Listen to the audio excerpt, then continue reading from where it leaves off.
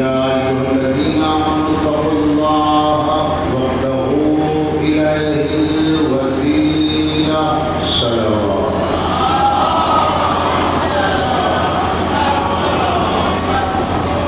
عزیزان گرامی، اس مقدس بارگاہ میں ایک مدت کے بعد شرکت کا شرف حاصل ہوا۔ مسلسل 8-9 سال پڑھنے کے بعد پھر ایک مدت گزری اور مولا کی بارگاہ میں حاضری ہوئی۔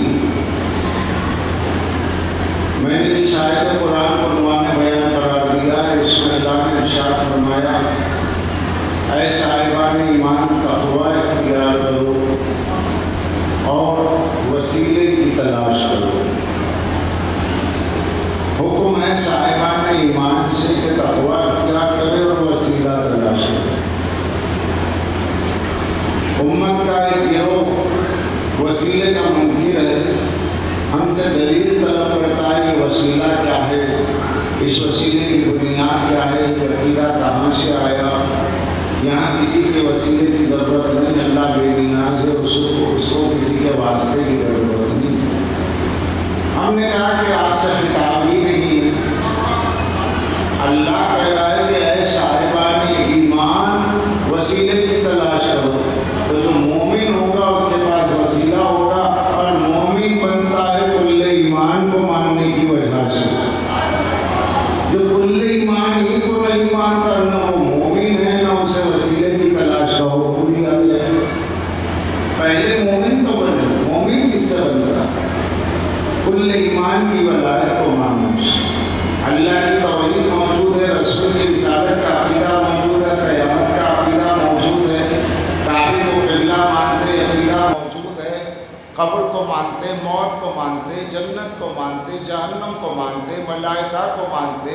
یہ سارے عقائد تو سب کے پاس موجود ہے، مگر ایک عقیدہ جو اہم وسیلہ ہے وہ ہے امامت، وہ ہے علی کی ولایت، وہ ہے علی کی وصایت، وہ ہے علی کے خلافت، وہ ہے ائمہ طاہرین کی امامت کو ماننا۔ جس کے پاس یہ ہے اس کے پاس وسیلہ عظمیٰ ہے، اور جس کے پاس وسیلہ عظمیٰ ہے اسے اللہ کی رحمت سے مایوس ہونے کی ضرورت ہی نہیں ہے۔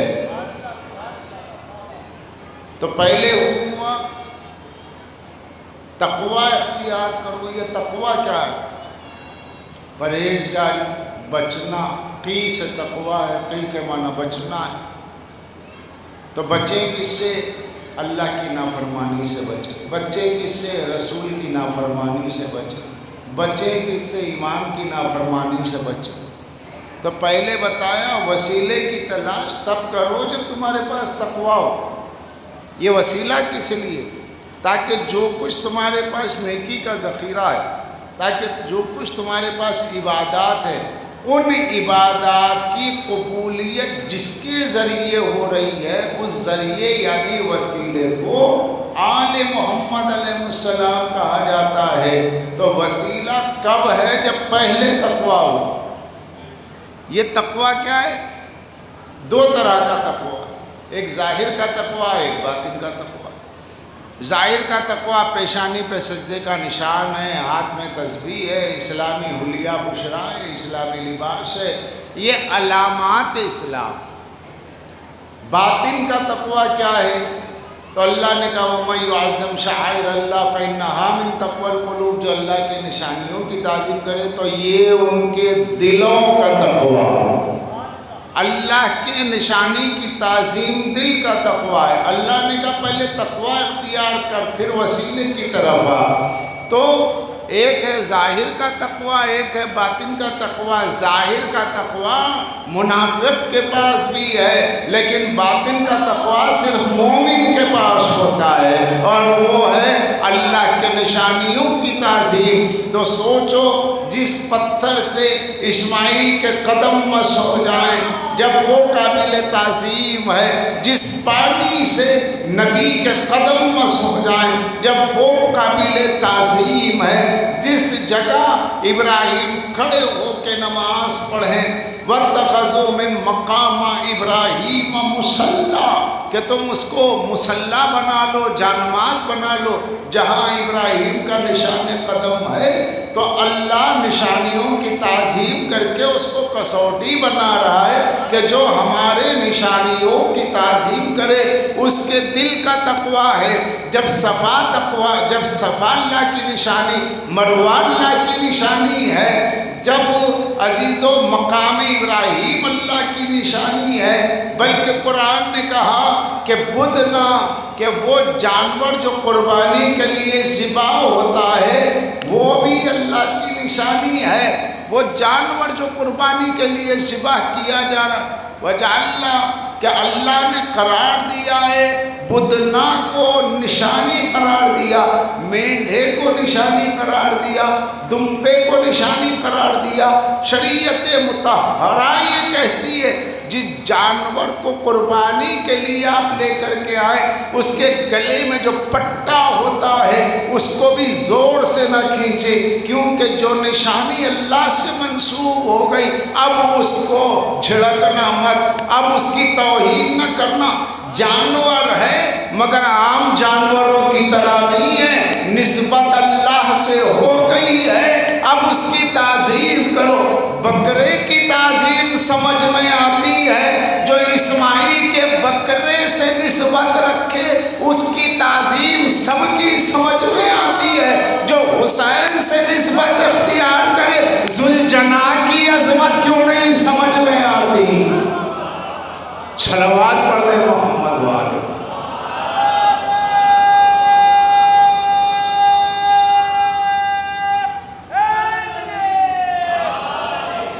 ذوالجناح کی نسبت کیوں نہیں؟ یہ وسیلہ ہے۔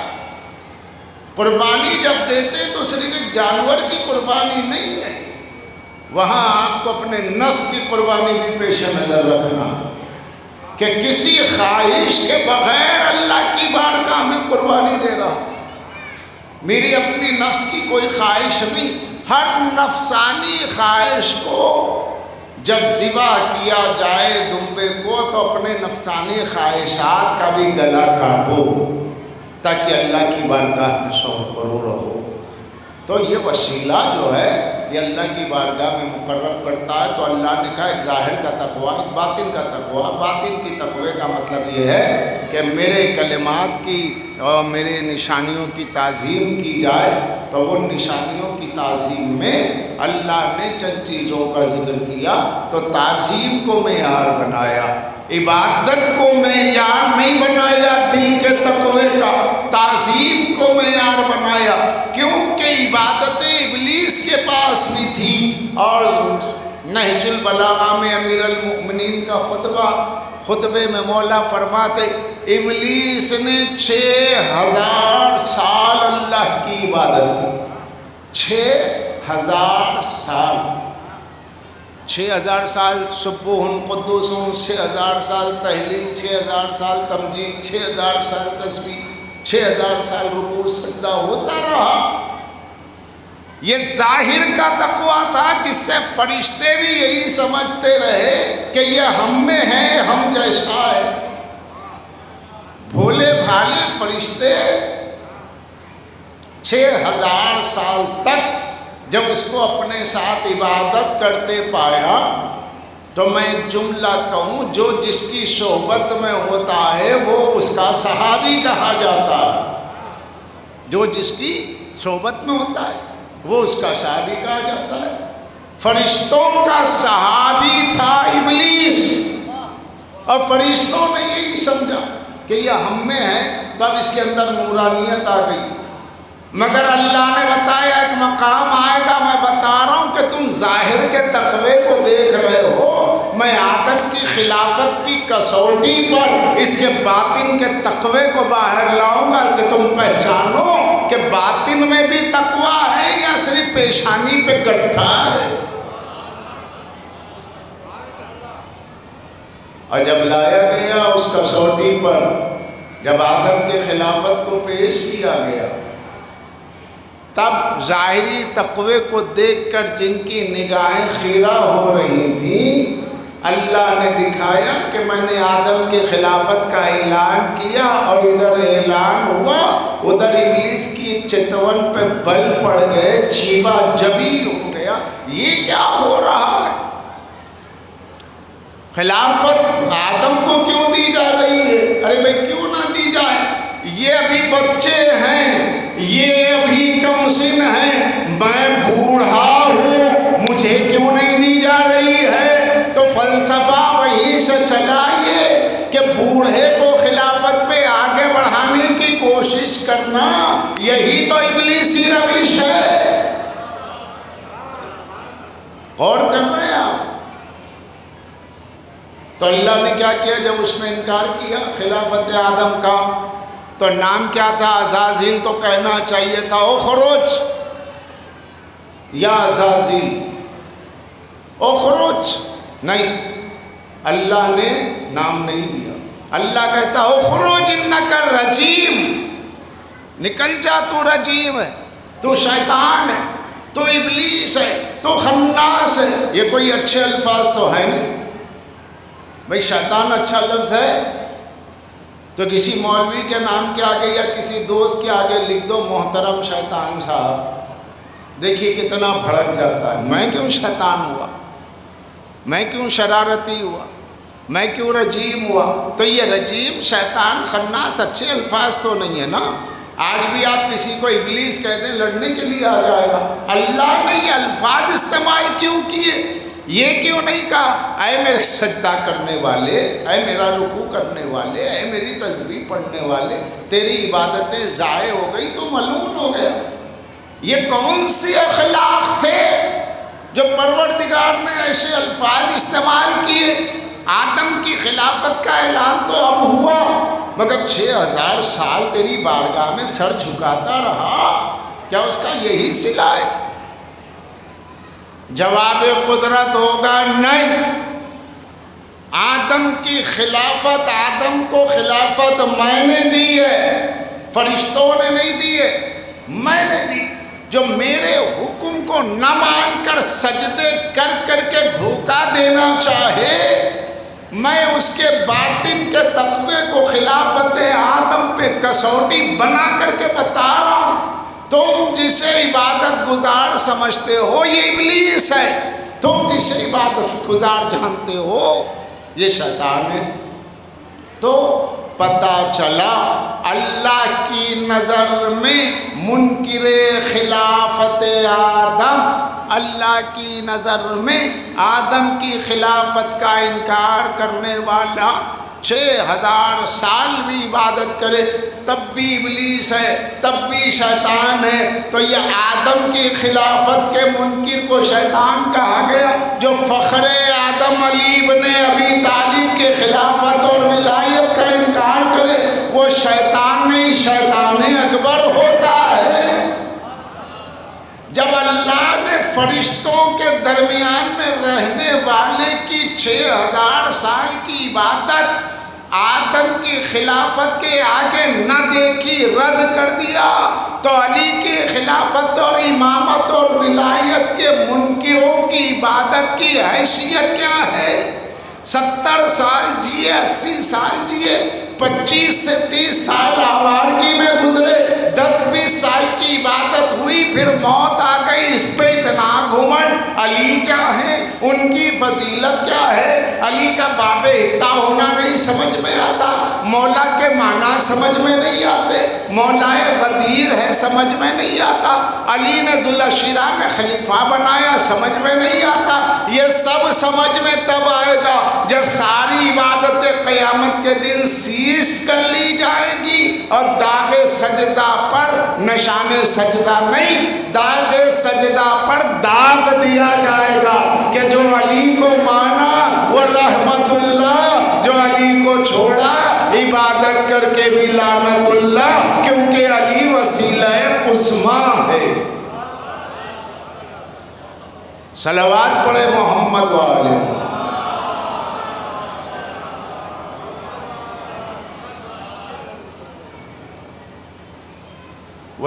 وسیلے کا انکار کر کے کہاں جاؤ؟ کوئی انسان روئے زمین پہ ایسا نہیں ہے جسے اللہ نے بغیر وسیلے کے رکھا ہو، کوئی بھی انسان، چاہے وہ ہندو ہو، سکھ ہو، عیسائی ہو، جیوس ہو، یہودی ہو، کرسچن ہو، عیسائی، یعنی کوئی، اللہ نے 5 چیزیں لازم رکھی نا، جسے ہوا سے خمسہ کہتے ہیں، ہوا سے خمسہ، 5 محسوس چیزیں، محسوس ہونے والی سنسیٹیو چیزیں 5 ہے۔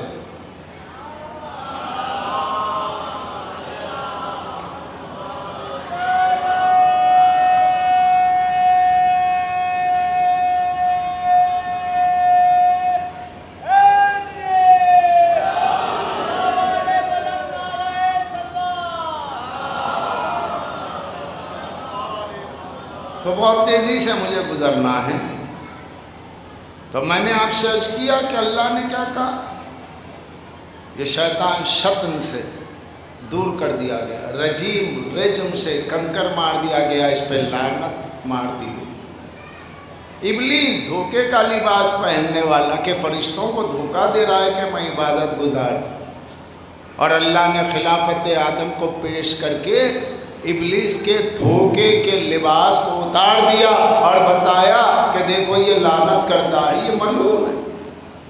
تو ابلیس، شیطان، رجیم اچھے الفاظ نہیں ہیں۔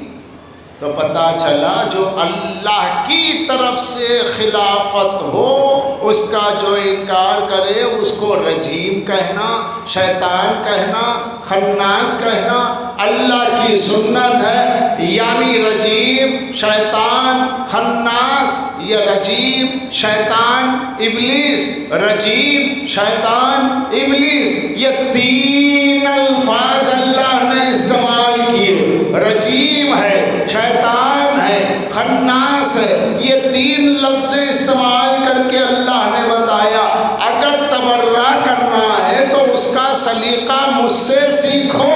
اللہ در سے تبرہ دے رہا ہے منکر خلافت آدم کے لیے، تو منکر خلافت علی کے لیے، منکر ولایت علی کے لیے، منکر امامت علی کے لیے اگر رجیم و شیطان و خناس کہا جائے تو یہ کوئی ایسے الفاظ نہیں ہیں کہ جن کو دیکھ کے زمانہ ہم پہ کفر کا فتویٰ دے۔ ہم نے عالم ازل میں اللہ کی زبان سے بزم ملکوت میں منکر خلافت آدم کے لیے ان الفاظ کو دیکھا تو ہر منصوص خلافت، ہر اللہ کے بنائے ہوئے امام و خلیفہ کے منکر کو ہم نے شیطان ہی جانا۔ کیوں کہ شیطان وہ شیطان اور ہے جو میکدے میں پہچانا جائے، جو شراب خانے میں پہچانا جائے، وہ شیطان جو جوئے خانے میں پہچانا جائے، وہ شیطان جو بازاروں میں پہچانا جائے، وہ اور ہے۔ لیکن کچھ شیطان نماز پڑھتے ہوئے بھی شیطان ہے، قرآن پڑھتے ہوئے بھی شیطان ہے، حج کرتے ہوئے بھی شیطان ہے۔ کہ یہ کون ہے؟ کہ جس کی زبان پر اللہ کا لفظ ہے لیکن جس کے دل میں علی کی ولایت نہ ہو، وہ مسجد میں بھی ہو تو شیطان، کعبے کا طواف کرے تو بھی شیطان، کیونکہ علی ہے ولی اللہ، علی ہے وسیلہ عظمیٰ۔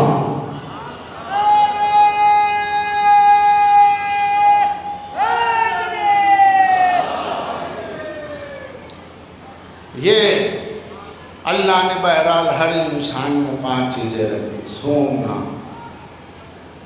بولنا، سننا، چکھنا، بولنا، سننا، دیکھنا، چھونا، سوچنا، یہ اللہ نے رکھا ہے۔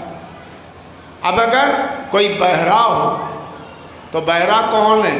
جس کو اللہ نے کان کے سماعت سے محروم کر دیا، جس کا ایک وسیلہ چھوٹا، بہرا، جس کا کام بولنا ہے، زبان ہے، بولا نہیں جاتا، بولنے کا وسیلہ نہیں ہے، کا گونگا ہے، یہ دوسرا عیب ہو گیا۔ سماعت ہے نہیں، بصارت ہے نہیں۔ جہاں 5 وسیلوں میں ایک وسیلہ بھی کم ہو گیا تو تو اس میں عیب پیدا ہو گیا. اور اللہ نے 5 ہی وسیلے کیوں رکھے ہر انسان کے ساتھ؟ تاکہ پنجتن ہمیشہ ذہن میں رہے. اللہ نے آدم کی دعا پنجتن کے وسیلے کی وجہ سے قبول کی ہے. ابن آدم کو 5 وسیلے دے کے بتایا تاکہ پنجتن کا دامن کبھی تم چھوڑ نہ سکو، کبھی تم چھوڑ نہ سکو. یہ 5 وسیلے کیوں دی؟ تاکہ انسان میں کوئی عیب نہ رہے. تو جس سے ایک وسیلہ بھی چھوٹا اس میں عیب ہو گیا، تو جو پنجتن کو چھوڑ دے اس سے بڑا عیب دار ہو ہی نہیں سکتا. ایک وسیلہ نہیں، 2 نہیں، 5 وسیلے چھوٹ گئے نا. تو جس سے 5 وسیلے چھوٹ گئے وہ کہاں رہا؟ اسی وسیلے کے لیے کہیں سورہ نساء میں ارشاد ہوا وَلَوْ أَنَّهُمْ إِذْ ظَلَمُوا جَاءُوكَ فَاسْتَغْفِرُوا اللَّهَ وَاسْتَغْفَرَ لَهُمْ لَوَجَدُوا اللَّهَ تَوَّابًا رَحِيمًا. اے لوگو وَلَوْ أَنَّهُمْ إِذْ ظَلَمُوا، وہ لوگ جنہوں نے اپنے نفسوں پہ ظلم کیا، گناہ پہ گناہ، گناہ پہ گناہ کر کے، تو وہ آئے ہیں میرے حبیب کے پاس، میرے نبی کے پاس. فَاسْتَغْفِرُوا اللَّهَ، اے میرے نبی تم اپنے اللہ سے ان گناہ گاروں کے لیے استغفار کرو. لَوَجَدُوا اللَّهَ تَوَّابًا رَحِيمًا، تو تم اللہ کو بہت رحیم رحم کرنے والا پاؤ گے. ارے بھائی ہر شخص اپنے گناہ کی خود توبہ کرے. کہا جا رہا نہیں میرے نبی کے پاس آؤ. یہ آیت غور و فکر کی دعوت دے رہی ہے ان لوگوں کو جو کہتے ہیں نبی آئے دنیا سے چلے گئے، ہمیں ان کی ضرورت نہیں. اللہ تواب ہے، توبہ قبول کرنے والا، مگر کہتا ہے جب تک تم میرے نبی کے پاس نہیں آؤ گے تمہاری توبہ کیسے قبول ہوگی؟ تمہاری زبان کہاں تم اس قابل ہو کہ میری بارگاہ میں آؤ؟ آنا ہو تو میرے حبیب کو وسیلہ بناؤ. تو اور جب اللہ کے نبی کے پاس آنے کا حکم ہے اور جب اللہ کے نبی دنیا میں نہ ہو تو قرآن کی آیت کا کیا کرو گے؟ کیا ایک زمانے تک، ایک خاص مدت تک ہی اس آیت کا حکم ہے؟ بھائی نماز کا حکم ہے ہمیشہ پڑھو، روزے کا حکم ہے ہمیشہ رکھو، حج کا حکم ہے ہمیشہ کرو، زکوٰۃ کا حکم ہے ہمیشہ دو. تو اللہ کہہ رہا ہے میرے حبیب کے پاس آؤ تاکہ تمہارے گناہ معاف ہو جائے. وہ تمہارے لیے استغفار کریں گے اللہ کی بارگاہ میں. اب حبیب نہیں ہے تو کیا آیت ختم ہو گئی؟ آیت کا اثر ختم ہو گیا. اب دیکھنا پڑے گا اس حبیب کی جگہ، اس نبی کی جگہ کون ہے جس کو رسول نے بٹھایا، تاکہ جب نبی نہ ہو تو نبی کے نائب کے پاس آ سکو. یہ وسیلہ ہے. اللہ چاہتا کعبے میں بلاتا، آؤ میدان عرفات میں دعا کرو، آؤ جبل احد پہ دعا کرو، آؤ غار حرا میں بیٹھ کے دعا کرو اپنے گناہوں کے لیے، آؤ کعبے کا طواف کرتے ہوئے استغفر اللہ کا. نہ، کہہ رہا میرے نبی کے پاس آؤ. کیوں؟ تاکہ اگر اللہ وہیں پر سننے والا ہوتا تو غریب کہاں جاتے؟ جن کے پاس پیسہ نہیں ہے وہ کہاں میدان عرفات جائیں؟ جو غریب ہیں، حج کی استطاعت نہیں ہے، کیسے اس کے گناہ معاف ہو؟ تو کہا کہ نہیں میرے حبیب کے پاس آؤ. جب میرے حبیب کے پاس آؤ گے تم دعا کرو گے اور تم التجا کرو گے، میرا نبی دعا کرے گا. اب نبی نہیں ہے تو نبی کے وصی کے پاس آؤ. وصی کے بعد پھر وصی ہے. میں نے 12 وسیلے رکھے ہیں اور اپنے نبی کو کہا سراجم منیرا، میرا نبی روشن چراغ ہے، سورج نہیں ہے کہ اس سے دوسرا سورج نہ جلے، چاند نہیں ہے کہ دوسرا چاند اس سے روشن نہ ہو. میرا نبی روشن چراغ ہے. چراغ سے چراغ روشن ہوتا ہے، نہ لو میں کمی ہوتی ہے نہ روشنی میں کمی ہوتی ہے.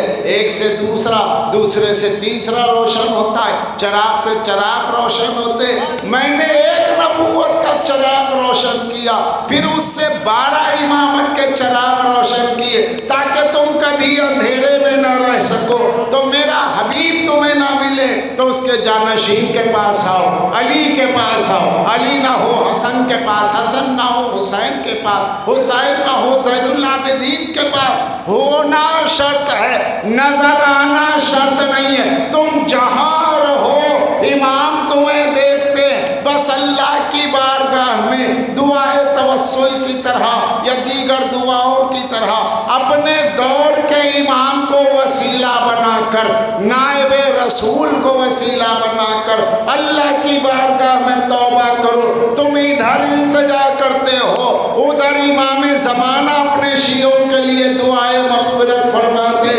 اللہ کا حکم بھی پورا ہو جاتا ہے۔ اب جس کے پاس اللہ کی جانب سے کوئی امام ہی نہ ہو، وہ قرآن کی آیت پہ عمل نہیں کر سکتا۔ قرآن زندہ ہے تو اس کا حکم بھی زندہ ہے، اور اس حکم کے زندہ ہونے کا ثبوت ہمارا وسیلہ امام زمانہ بھی زندہ ہے۔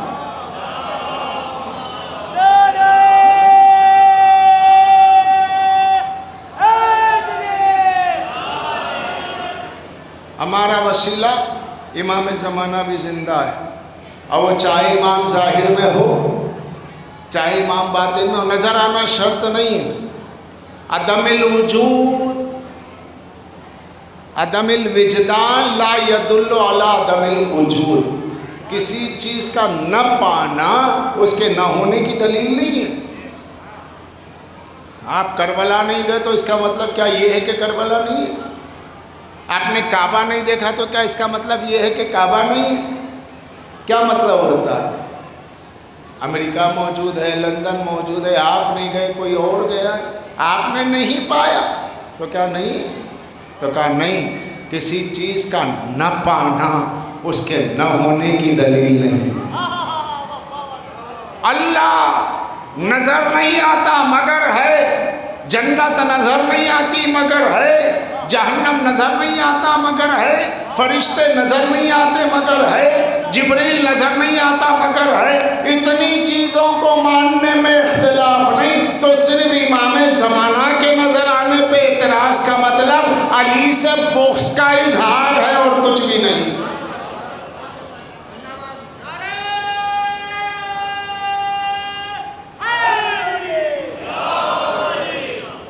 وہ امام موجود ہے، وہ امام موجود ہے، اس کو وسیلہ بناؤ۔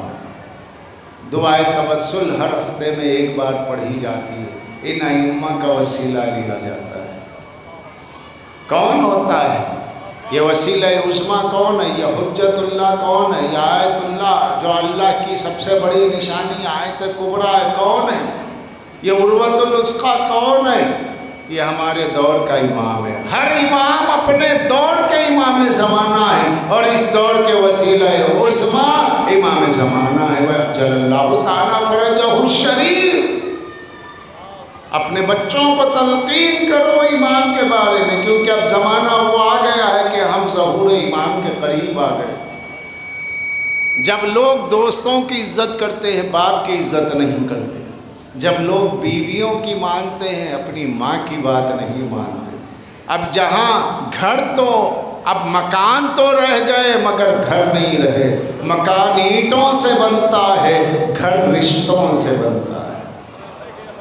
مکان اینٹوں سے بنتا ہے، گھر رشتوں سے بنتا ہے۔ جب رشتوں میں احترام نہ رہا، جب تہذیب زندہ نہ رہی، جب اخلاق ملیا میٹ ہو رہے، جب شرافت کی نبض ڈوب رہی ہے، جب تہذیب کی آنکھیں پتھرا رہی ہے، تو بتائیے ہم کس دور میں جی رہے؟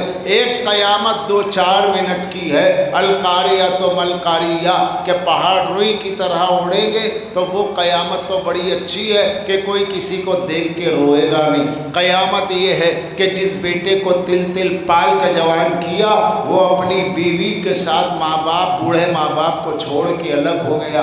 جو باپ اس کے لیے پسینہ نہیں خون بہا کے اس کی پرورش کرتا رہا، اس بوڑھے باپ کو بے یار و मददगार छोड़ के अलग चला गया।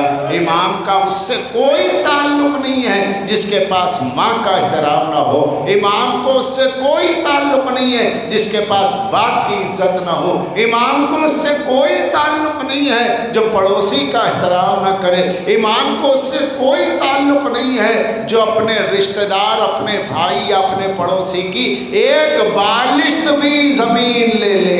तो मौला कभी किसी गासिब के इमाम नहीं होते, मौला किसी जालिम के इमाम नहीं होते। ये इमाम इमामुल मुत्तकीन है, तक़वा करने वालों का इमाम है, परहेजगारों के इमाम है। परहेज जो जुल्म से करे उसके इमाम है, परहेज जो झूठ से करे उसके इमाम है। अदालतों में झूठी गवाहियाँ देने वालों के इमाम नहीं है। इमाम बारगाहों की ज़मीनें खाने वालों से इमाम का कोई ताल्लुक़ नहीं है। औक़ाफ़ की ज़मीनों को हज़म करने वालों से इमाम का कोई ताल्लुक़ नहीं है। और मौला की राह में पैसा देने वालों, सादात के पैसे को ग़स्ब और ग़बन करने वालों से इमाम का कोई ताल्लुक़ नहीं है। अजीज़ों, याद रखें, ये मजलिस इस्लाह अक़ीदा और इस्लाह नफ्स के लिए है, तरबियत नफ्स के लिए है। ये मजलिसों के करने का मकसद ये होता है कि यहाँ आए तो अल्लाह की बारगाह में सर झुकाए, मौला की बारगाह में दिल झुकाए। नमाज़ें पढ़ो, इबादतें करो, लेकिन अल्लाह के कानून के मुताबिक। यहाँ काउंटर लगा है, मौलवी हजरात वहाँ बैठे हुए, मुअम्मम बैठे हुए, ताकि मोमिनीन आए नमाज के लिए, किसी को कोई मसला दरपेश हो वहाँ जाके सवाल करे, जवाब मिलेगा। मुझसे कहा गया क़िबला 2 दिन हो गए, एक भी मोमिन नहीं आया जो हमसे सवाल करे। क्यों? दीन की तरफ रग़बत नहीं है। मजलिसें अपनी जगह हैं, लेकिन इन मजलिसों का ये मतलब थोड़ा ही है कि दीन से गाफिल हो जाओ। इसी दीन को बचाने के लिए हुसैन शहीद हुए, और अगर हमारे पास ये दीन बग़ैर इल्म के रहा तो फिर दीन कहाँ रहे। तो हमारा ताल्लुक़ दीन से है, हमारा ताल्लुक़ इमाम से है। तो इबादतें करेंगे तो अपने मर्ज़ी के मुताबिक नहीं करना है, इबादतें करना है अल्लाह के कानून के मुताबिक, रसूल के कानून के मुताबिक, इमाम के इरशाद के मुताबिक। तो उसके लिए उलमा से पूछना होगा, नमाज कैसी पढ़ी जाए, मेरे मौला नमाज कैसा पढ़ते थे, मेरे मौला सजदा कैसा करते थे, मेरे मौला ने अहकामात क्या बताए। ये उलमा से पूछेंगे तभी तो पता चलेगा। काउंटर लगा हुआ है, कोई पूछता नहीं, वसीला खुद तुम्हारे पास है, तुम वसीले को छोड़ के बैठे हुए हो। सलवात पढ़ दे मोहम्मद वाले। क्योंकि बहुत सी चीज़ें होती है, तवल्ला है, तबर्रा है, फ़ज़ाइल है, मगर कुछ चीज़ें ये भी तो होनी चाहिए ना कि जिसमें हम अपने बच्चों को देख रहे हैं, अपने जवानों को देख रहे हैं, गाफिल है। अल्लाह ने तौफ़ीक़ इनायत फरमाए लोगों को, और कोशिश करना चाहिए अपने दीन को बचाने की। ताकि उसकी वजह ये है कि मौला फरमाते ज़ुरारा इब्लीस तुम्हारे पीछे पड़ा है, उसको दूसरों से कोई मतलब नहीं। जो 2 रकात पढ़ना है वो 10 रकात पढ़ लो, जिसको 17 पढ़ना है वो 17 नहीं 34 पढ़ ले, उससे क्या मतलब है। इब्लीस को किसी के सजदे से कोई ताल्लुक़ नहीं है, लेकिन जब हुसैन वाला सजदा करता है तो उसकी कमर टूटने लगती है। वो जानता है ये इधर उधर के सजदा करने वाले जिनके दिलों में हुसैन का गम नहीं, आंखें कभी नम नहीं, उनका सजदा क्या, उनकी नमाज क्या। जो हुसैन की अज़ादारी को बिदअत कहे, जो हुसैन की अलम को बिदअत कहे, शैतान को उनसे कोई ताल्लुक़ ही नहीं। वो जानता है कि इतने साल मैंने नमाज़ पढ़ी, मेरा क्या है जो इनका होगा। जब मैंने अल्लाह के एक हुक्म को नहीं माना, मेरी सारी इबादतें गई।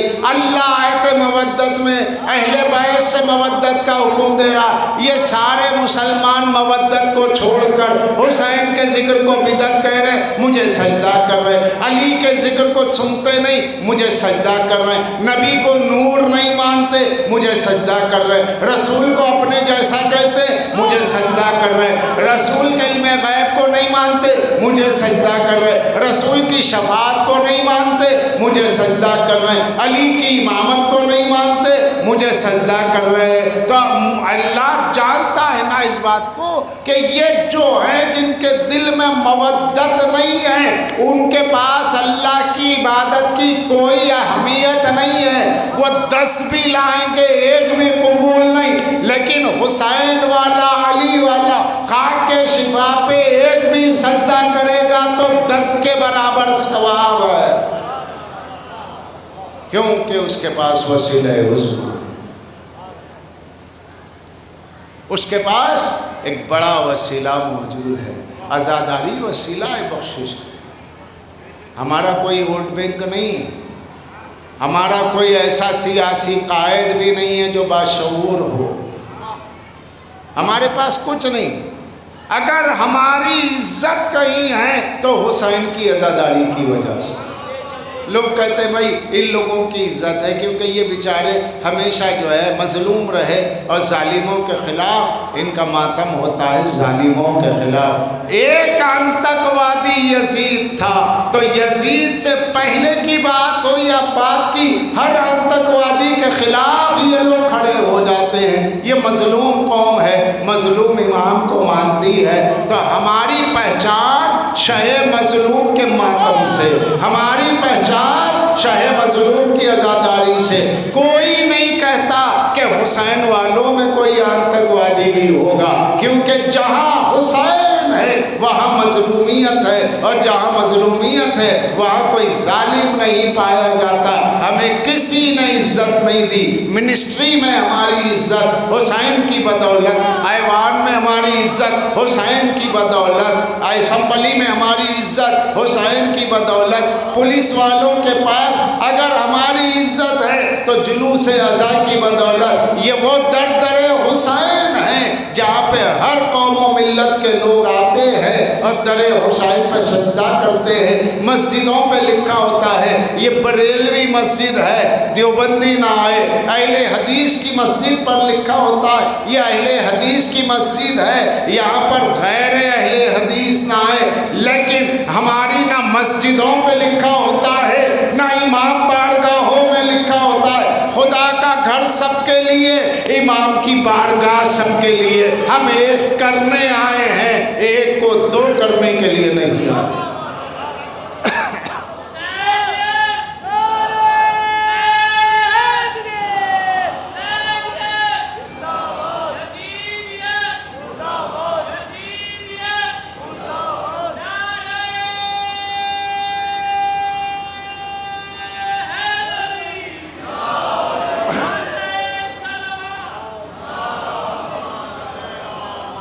یہاں سے سب کو ملتا ہے، بس آنے والے کی نیت کی بات، یقین کی بات ہے۔ دل پہ دلدار کی ہر وقت نظر رہتی ہے، ان کی سرکار میں کچھ بھی نہیں نیت کے سوا۔ مجھے اچھی طرح یاد ہے حاجی صاحب کہ میں آج سے 7-8 برس پہلے یہاں آیا تھا تو راجستھان کا ایک گروپ آیا تھا، نابینا لڑکی کو یہاں آنکھیں ملی تھی، ہندو کی بچی تھی، کسی کے کمر سے پیر گر گئے تھے۔ وہ لوگ جہاں جہاں گئے مولا عباس کا نام سنا، بس نام سنا، کہا کہ وہاں جو جاتا ہے خالی نہیں آتا، وہ کوئی ہندو مسلم نہیں ہے ان کے پاس یہ ہے کہ جو انسان مجبور ہو کر کے آئے اور مجھ سے فریاد کرے میں اس کی مدد کروں۔ اس وقت میں یہاں آیا ہوا تھا اور سادے دن تھے، ان دنوں میں نہیں، یہاں قریب میں کوئی مجلس پڑھنے آیا تھا حیدرآباد سے۔ جب یہاں آیا میں نے دیکھا کہ پورے ایک ہندوؤں کا جلوس ہے، حسین حسین کرتے جا رہے۔ میں نے حاجی صاحب سے پوچھا کہ حاجی ظہیر صاحب یہ کیا ہے؟ تو کہا کہ قبلہ یہاں پہ ایک ہندو خاندان کی لڑکی کو پیر آ گئے اور ایک نابینا تھی، بینا ہو گئی۔ پیر ایک کے آ گئے تو ایک نابینا لڑکی تھی، جب پتہ چلا تو اس کے باپ لے کر کے آئے، کہا مولا جب اس پہ کرم ہے پڑوسی پہ تو مجھ پہ کیوں نہیں، میں بھی آپ کے در کا بھکاری بن کے مانگتا ہوں۔ مولا نے آنکھیں اسی در پہ دی۔ رات کے 2:30-3 بجے وہ لڑکی چیخنے لگی، مجھے نظر آ رہا ہے نظر آ رہا ہے۔ ایک شور ہوا، کیسے نظر آ رہا؟ کوئی شخصیت یہاں پر آئی تھی کہ اس نے اشارہ کیا اور میری آنکھیں روشن ہو گئی۔ اب میں اچھی طرح دیکھ سکتی ہوں، تم جتنا دیکھتے ہو اس سے بہتر میں دیکھتی ہوں، کیونکہ تمہاری آنکھیں اپنی آنکھیں، لیکن مجھے جس نے آنکھیں دی یہ مولا عباس ہے۔ تو وہ جو ہندو تھے راجستھان کے آئے ہوئے، وہ پوری صفائی کرتے تھے، وہ ماتم کرتے تھے، سادے دن موجود تھے، ان کے عمل نے بتایا ہم کچھ بھی صحیح مگر یہ دلوں کو دیکھتے ہیں، یہ حلیے کو نہیں دیکھتے۔ لوگ سیکولرزم کی بات کرتے ہیں، آؤ یہ شفا خانہ ہے، آؤ یہ دارالشفا ہے، آؤ یہ ایک ایسی جگہ ہے جہاں کسی بھی ملت کا آدمی اپنا فریاد و دکھڑا لے کر کے آتا ہے، باب المراد اس کی جھولی کو بھر دیتے ہیں، کیونکہ یہ اللہ کی جانب سے ایک وسیلہ ہے، یہ در وسیلہ ہے۔ یہ بارگاہ ایسے ہی تو نہیں بن گئی، یہاں پہ جس نے بھی دام میں درہم میں جو بھی دیا ہے اس کا خرچ کچھ نہیں ہوا، وہ سب ڈپازٹ ہو گیا، آخرت کے بینک میں ڈپازٹ ہو گیا باب الحوائج کے نام پر، وہ اس کی جزا دے، وہ اس کی جزا دینے والا۔ کون عباس؟ علی کی دعاؤں کی تاثیر مجسم کا نام عباس۔ کون عباس؟ زہرا جس کی خدمت کی تمنا کا اظہار کرے وہ عباس۔ کون عباس؟ جو بیٹا نہ ہوتے ہوئے بھی زہرا نے جسے میرا بیٹا کہا، مجلسی میرے بیٹے کی مصیبت، وہ عباس۔ کون عباس؟ میدان کربلا کے محمد کے ابو طالب کا نام عباس۔ کون عباس؟ کربلا کے میدان کے مصطفیٰ کے ناصر کا نام عباس۔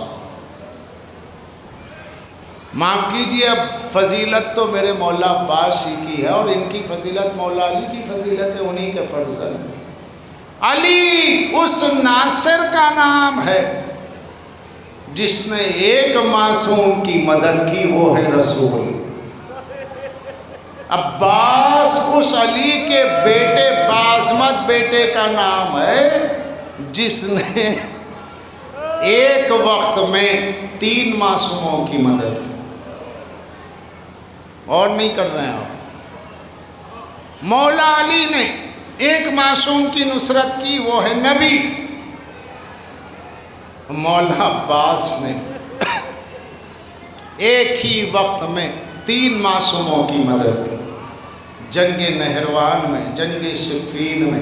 علی بھی معصوم، حسن بھی معصوم، حسین بھی معصوم، اور ان 3 معصوموں کے تنہا مددگار کا نام ہے عباس، جس نے صدیق ابن مارد کی پیشانی کو خاک میں رگڑ کے نیزے پہ اس کو بلند کر کے فتح خیبر کے بعد میں پہلی بار کسی نے یہ منظر دیکھا کہ نیزے کی انی پر مقتول کو اٹھائے ہوئے اعلان کر رہے، اس کے بعد بھی کیا ہے کوئی مجھ سے لڑنے والا؟ لشکر میں کھلبلی ہوتی ہے کہ شاید یقیناً یہ علی ہو، یقیناً یہ علی ہو۔ علی کے پاس آتے تو علی کہتے وہ میں نہیں تھا، یہ کہتے آپ، وہ کہتے نہیں، وہ کہتے آپ، یہ کہتے میں نہیں تھا۔ اچانک ایک زرہ پوش آیا، اس کے چہرے پہ نقاب تھی، کہا میرے لال اپنے چہرے سے نقاب ہٹاؤ۔ اب جو ہٹائے تو دیکھا قمر بنی ہاشم موجود۔ تب سے دلوں پہ ہیبت تھی کہ اتنی کم سنی میں جس نے فرات کے گھاٹ پہ قبضہ کیا، جب وہ عباس کربلا آ رہا ہے تو چھوٹے لشکر سے کچھ نہیں ہوگا، ہزاروں کا لشکر بنا عباس کی وجہ سے، کہ عباس اس طاقت کا نام، قوت پروردگار کا نام، زراح مکمل آئی۔ عباس امام نہیں ہے مگر امامت کی صفات عباس کے اندر موجود ہے۔ اعلان امامت نہیں ہے مگر شان امامت رکھتے ہیں۔ اس کا سب سے بڑا ثبوت کیا ہے؟ معصوم کی زرہ بس معصوم پہن سکتا ہے، غیر معصوم نہیں۔ امامت کی دلیلوں میں ایک دلیل ہے کہ امام کی زرہ امام کے بدن پر آتی ہے، غیر معصوم غیر امام کا اسلحہ اٹھا بھی نہیں سکتا۔ لیکن میدان صفین میں علی نے اپنے ہاتھوں سے اپنی زرہ عباس کو پہنائی۔ امام کی زرہ غازی کے جسم پر مکمل آئی۔ امامت کا اعلان نہیں ہے مگر بتایا جا رہا ہے یہ امام نہیں ہے، فخر امام ہے، یہ امام نہیں ہے، افتخار امام ہے، یہ امام نہیں ہے، شان امام ہے، یہ حسین نہیں ہے، شان حسین ہے، یہ حسن نہیں ہے، حسن کا فخر ہے، یہ علی نہیں ہے، علی کی شجاعت کی بولتی ہوئی تصویر ہے عباس۔ کون عباس؟ جس کو علی نے مانگا۔ کیوں مانگا؟ حسن و حسین کے ہوتے ہوئے غازی کو کیوں مانگا؟ علمدار کو کیوں مانگا؟ کہ اس لیے مانگا کہ میدان مباہلہ میں اللہ نے کہہ دیا ابناءنا و ابناکم، اے رسول کہہ دو اپنے اپنے بیٹوں کو لاؤ۔ رسول کا تو کوئی بیٹا زندہ ہی نہیں تھا، طیب و طاہر نہیں تھے، قاسم نہیں تھے، ابراہیم نہیں تھے۔ جب اللہ کو پتا ہے کہ رسول کی کوئی اولاد نہیں ہے تو کیوں کہہ رہا ہے رسول اپنی اولاد کو لاؤ؟ وہاں اہتمام عظمت عباس مقصود ہے۔ سیدہ کے پاس آئے، چہرہ پژمردہ ہے، میرے بابا میری جان آپ پہ قربان، کیا ہو گیا؟ کہ اللہ کہہ رہا ہے بیٹوں کو لاؤ، میرا تو بیٹا نہیں۔ حسنین کو آگے کیا، کہا علی کہتے کیوں نہیں؟ میرے مولا نے کہا یا رسول اللہ یہ بچے آپ کے بچے۔ ادھر اللہ نے کہا، ادھر علی نے کہا یہ حسنین آپ کے بیٹے۔ تو قرآن کی روح سے، قرآن کے نظریے سے، قرآن کے زاویہ نظر سے حسن و حسین مباہلے میں ہو گئے نبی کے بیٹے۔ اب علی کا اپنا بیٹا نہیں ہے، حسن و حسین ہو گئے نبی کے بیٹے۔ دعا کی پالنے والے اب مجھے بیٹا دو، کیونکہ یہ دو بچے نبی کے بچے ہو گئے۔ اب میں بیٹا مانگتا ہوں لیکن اپنے لیے نہیں، اب نبی کے بیٹے حسین کی مدد کے لیے مجھے بیٹا دے۔ وہاں سے تمہید بنی ہے عظمت عباس، اور اس کے بعد منصع شہود پر جلوہ گر ہوئے۔ عالم نور سے عالم دنیا میں آپ نے اپنے قدم سے اس زمین کو زینت بخشی۔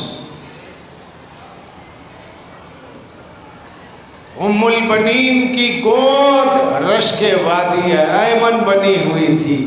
کیوں کہ ام البنین کے بیٹے عباس کو قمر بنی ہاشم کہتے ہیں۔ ہم لوگ پڑھ لیتے ہیں، آپ لوگ سن لیتے ہیں، بہت آسان ہے، سمجھنا بہت مشکل ہے۔ جہاں کئی چاند موجود ہوں، کئی قمر موجود ہو، وہاں عباس تنہا قمر بنی ہاشم بہت بڑی بات ہے۔ ارے بھائی رسول کون ہے؟ والقمر اذا تلا۔ علی کون ہے؟ والقمر اذا تلا۔ رسول کون ہے؟ والشمس والضحاہا۔ علی والقمر اذا تلا۔ رسول سورج ہے، علی چاند ہے۔ سرکار ابو طالب جن کو عرب کہتے تھے قمر بطحا، بطحا کا چاند، طیبہ کا چاند، مکے کا چاند ابو طالب ہے۔ دادا عبد المطلب بیضۃ البلد، مکے کی روشنی عبد المطلب، مکے کا چاند ابو طالب۔ قمر زہری، قمر زہری کون؟ سرکار عبداللہ علیہ السلام رسول اللہ کے بابا، چاند کی روشنی۔ جہاں جس خاندان میں چاند ہی چاند، روشنی روشنی، حسن ہی حسن، وہاں علی جیسا قمر کا ہے قمر بنی ہاشم. وہاں جہاں سب چاند ہو، وہاں ہر چاند کی آنکھوں کی روشنی جو بن گیا اسے کہتے ہیں قمر بنی ہاشم ابو الفضل العباس. اور چاند کیا ہوتا ہے؟ چاند کا اپنا کچھ نہیں ہوتا ہے. سورج کے مکمل عکس کو چاند کہتے ہیں. یہی سائنس کہتی ہے، یہی حقیقت بھی ہے. چاند کا اپنا کچھ نہیں. چاند میں جو کچھ کے پایا جاتا ہے اس کی اپنی روشنی سورج کی دین ہے. چاند کا اپنا کچھ نہیں ہے. اس لیے کبھی بھی عباس نے اپنی کسی چیز کو اپنا نہیں سمجھا. سب مولا کی دین ہے، آقا کی دین ہے. میرا علم حسین کی دین، میری حکمت حسین کی دین، میری فراست حسین کی دین، میری عدالت حسین کی دین، سب حسین کی عطا. حسین امامت کا سورج ہے، عباس وفاؤں کا چاند ہے. میرا اپنا کچھ نہیں، آقا سب آپ کا. اور چاند کا اپنا کچھ نہیں، سب سورج کا. غازی کا اپنا کچھ نہیں، سب مولا کا. عباس کی طاقت کیا ہے؟ کہ عباس کی قوت یہ ہے. طاقت کو سمجھو، شجاعت کو سمجھو. امیر المومنین کا فقرہ موجود ہے نہج البلاغہ میں. بہادر وہ نہیں جو کسی کو پچھاڑ دے، بہادر وہ ہے جو اپنے غصے کو پی جائے. عباس کے دبدبے اور ہیبت کے آگے، عباس کی سہولت و عسکریت کے آگے، عباس کی جرأت و ہمت کے آگے شام کا لشکر ایک خش و خاشاک کے سوا کچھ بھی نہیں. اور سب اس سے سہمے ہوئے عباس لڑے تو کیا ہوگا. شقائے حرم ہیں، شقائے سکینہ ہیں. کسی سرفرے نے ایک سوال کیا تھا، جب پانی پہنچایا نہیں تو سقا کیسے؟ جب پانی خیمے میں آیا نہیں تو سقا کیسے؟ جب بھتیجی کو پانی ملا نہیں تو سقا کیسے؟ ہم نے کہا اسماعیل کون ہے؟ کہ ذبیح اللہ. ہم نے کہا جب ذبح ہوئے ہی نہیں تو ذبیح اللہ کیسے؟ ارے بھائی اسماعیل ذبح ہی نہیں ہوئے، ذبیح اللہ کیسے؟ کہ نیت ذبح کی تھی، نیت کی وجہ سے ذبیح اللہ، کا نیت کی وجہ سے سقائے حرم.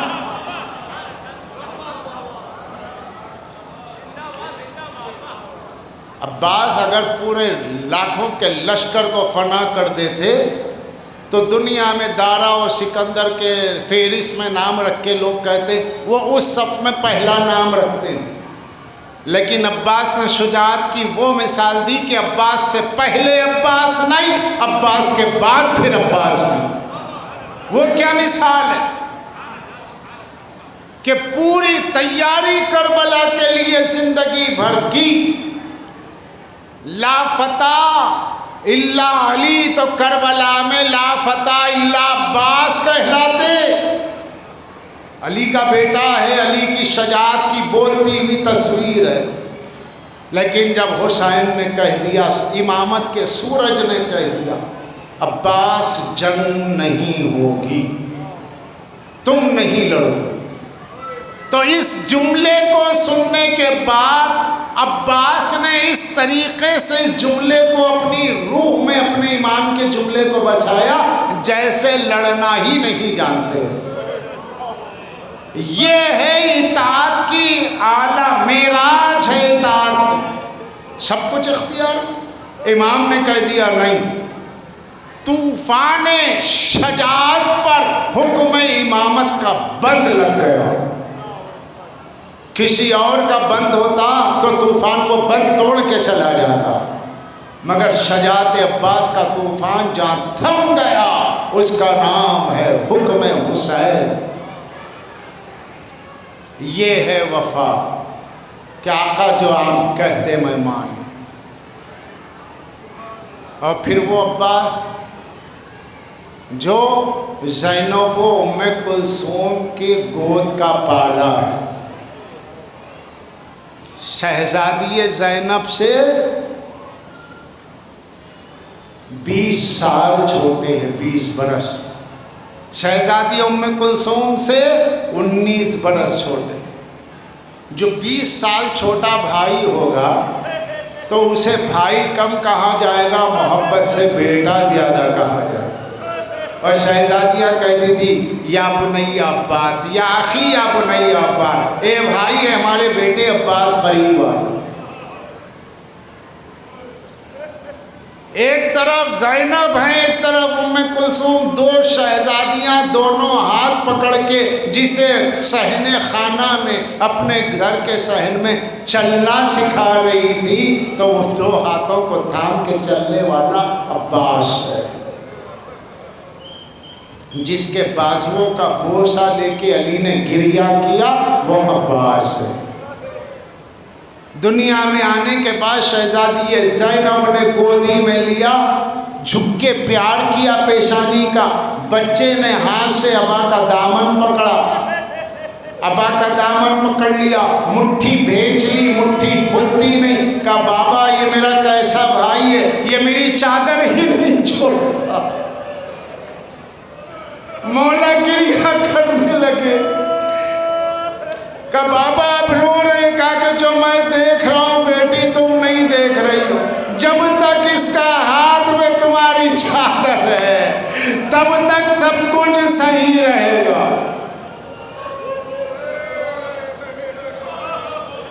اللہ اکبر۔ جس بھائی کو 20 سال بڑی بہنیں جس بھائی کو چلنا سکھایا، اپنے ہاتھوں سے کھلایا، پروان چڑھایا، جب وہی بھائی آ کے کہے شہزادیوں مجھے مرنے کی اجازت دو، شہزادی زینب نے کہا عباس کتنا آسان ہے تمہارا یہ کہہ دینا مرنے کی اجازت دو، وہ بھی زینب سے۔ میں نے عباس بڑی محبتوں سے تمہیں پالا ہے، بڑی محبتوں سے گودیوں کھلایا، جب تک تم نہیں کھاتے تھے میں نہیں کھاتی، جب تک تم پانی نہیں پیتے تھے میں نہ پیتی تھی، جب تک تمہارے ہاتھ سے پانی نہ آئے میں نہیں پیتی تھی کہ میرا بھائی پلائے۔ میرا عباس مجھ سے اجازت مانگ رہا، اجازت نہیں ملی، جاؤ اپنے آقا سے اپنے بھائی سے اجازت لو۔ امام نے بہنوں کے پاس بھیجا، ایسا ہی ہوتا رہا یہاں تک کہ خیمہ سکینہ میں آ کے بیٹھ گئے اور اس طریقے سے اپنے سر کو اپنے گھٹنوں پہ رکھا، ہاتھ جوڑے ہوئے روتے رہے۔ ایک مرتبہ شہزادی سکینہ کی نظر پڑی، نیم بے ہوشی کا عالم تھا، چچا کو پہچانا، قریب آئی، ہاتھوں کو گلے میں ڈالا، ڈال کے کہا چچا آپ رو رہے ہیں، میرا دم نکل رہا ہے۔ تو کہا کیا کروں سکینہ، ارے کوئی مجھے مقتل میں جانے کی اجازت نہیں دیتا۔ اچانک نہ جانے کیا ہوا، ایک خیال ذہن میں ابھرا، باب الحوائج نے ہاتھوں کو جوڑ کے کہا بیٹی تم اجازت دلا دو، شہزادی تم اجازت دلا دو۔ کہا کہ ایک شرط ہے، آپ بچوں کے لیے پانی لاؤ گے مگر جنگ نہیں کرو گے۔ تو خود ہی مشکیزہ شہزادی نے مشکیزے کو اپنے دامن سے صاف کیا اور ریت پوچھی، اور ریت پوچھ کے کہا میرے چچا کے ہاتھ پر مشکیزے کی گرد بھی نہ لگے، یہ کہہ کے صاف کیا، ہاتھ سے مشکیزہ دیا، مشکیزہ چچا کو دیا، اور ایک مرتبہ گود میں سیدھی گود میں بھتیجی کو لیا اور بائیں کاندھے پہ مشکیزے کو سجایا۔ خیمہ حسین میں آئے، حسین کی نظر پڑی کہ سکینہ کو وسیلہ بنا کر کے آئے ہیں، سکینہ کو وسیلہ بنا کر کے عباس آئے، کہ عباس ایسا وسیلہ لائے ہو، عباس ایسی سفارش لائے ہو جو میں رد نہیں کر سکتا۔ دل عباس کو سکینہ کی سفارش سے سکون ملا، طے کر لیا پالنے والے اگر کوئی مجھ سے سکینہ کا واسطہ دے تو کبھی اس کی حاجت رد نہ ہو۔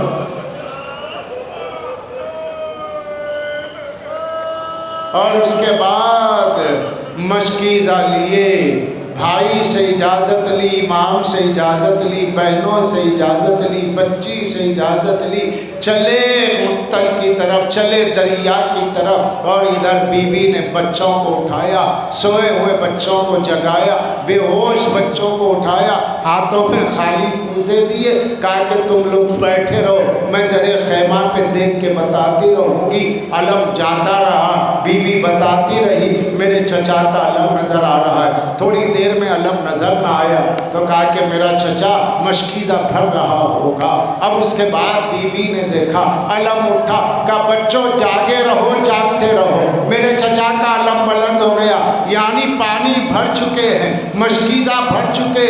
تھوڑی دیر میں کبھی علم دائیں ہوا، کبھی بائیں ہوا، شہزادی کے دل کی دھڑکن تیز ہوئی، ایک مرتبہ علم جھکا، علم نظر نہیں آیا، دل نے آواز دی، چچا مشکل میں، کب بچوں خالی خوں سے پھینک دو۔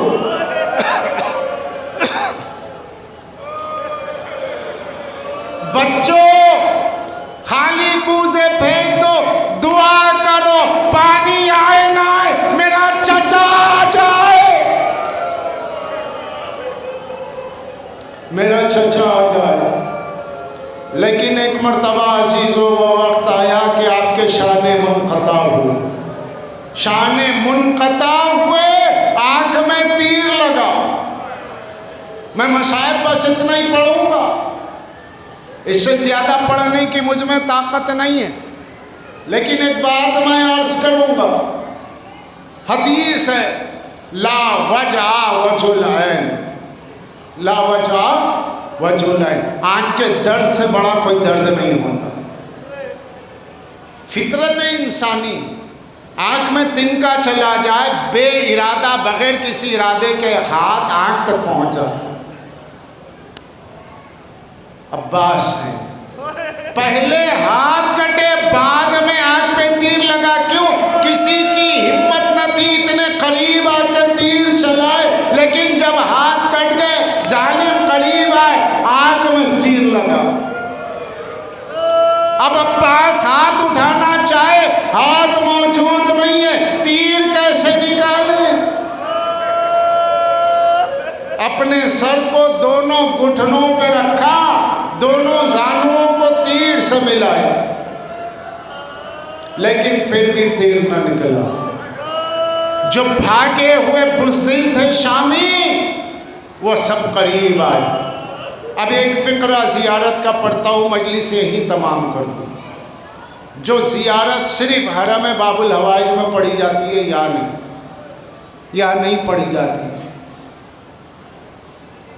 جس میں ایک فقرہ ہے لعن اللہ قتلک، لعن اللہ قتلتک بِأَيْدِيهِمْ وَأَلْسِنَتِهِمْ، اے میرے مولا اللہ لعنت کرے آپ کے قاتلوں پر، جنہوں نے آپ کو ہاتھ سے بھی قتل کیا، جنہوں نے زبان سے بھی قتل کیا۔ اب سنیے نہج البلاغہ، مولا کائنات فرماتے رب من قول انفذ من صول، زبان کا زخم تلوار کے زخم سے زیادہ گہرا ہوتا ہے۔ سن رہے ہیں؟ زبان کا زخم تلوار کے زخم سے زیادہ ہوتا ہے۔ آنکھ میں تیر لگا، تلوار میں دونوں ہاتھ منقطع، ملعون حکیم ابن طفیل، اللہ کی اس پہ لعنت ہو، ہاتھ قلم کر دی، آنکھ میں تیر لگا۔ اب زبان سے قتل کرنے کے لیے اشقیاء ہے، کیا زبان سے قتل کیا؟ قریب آ کے پوچھنے لگے کیوں عباس، کیا خیمے میں پانی چلا گیا؟ کیوں عباس، کیا بچے سیراب ہو گئے؟ کیوں عباس، کیا سکینہ کو پانی مل گیا؟ پتہ نہیں عباس کو تلوار کا زیادہ زخم کا احساس تھا یا زبان کا تانا جو دل پہ اثر کر رہا تھا۔ بس آواز دی السلام علیکہ یا ابا عبداللہ۔ اب عباس جی کے کیا کرے، ظالم تانے دے رہے، حسین قریب پہنچے، اپنے کو عباس پر گرایا، آواز دیا، دیکھا بھائی پیروں کو سمیٹ رہا ہے، کہا بعد رو کے کہنے لگے عباس اس عالم میں بھی میرے ادب کا یہ حال ہے کہ آقا ارے کبھی ایسا نہ ہوا آپ آئے میں لیٹا رہوں لیکن غلام مجبور ہے، ہاتھ کٹ گئے، کس طریقے سے تعظیم کو حسین نے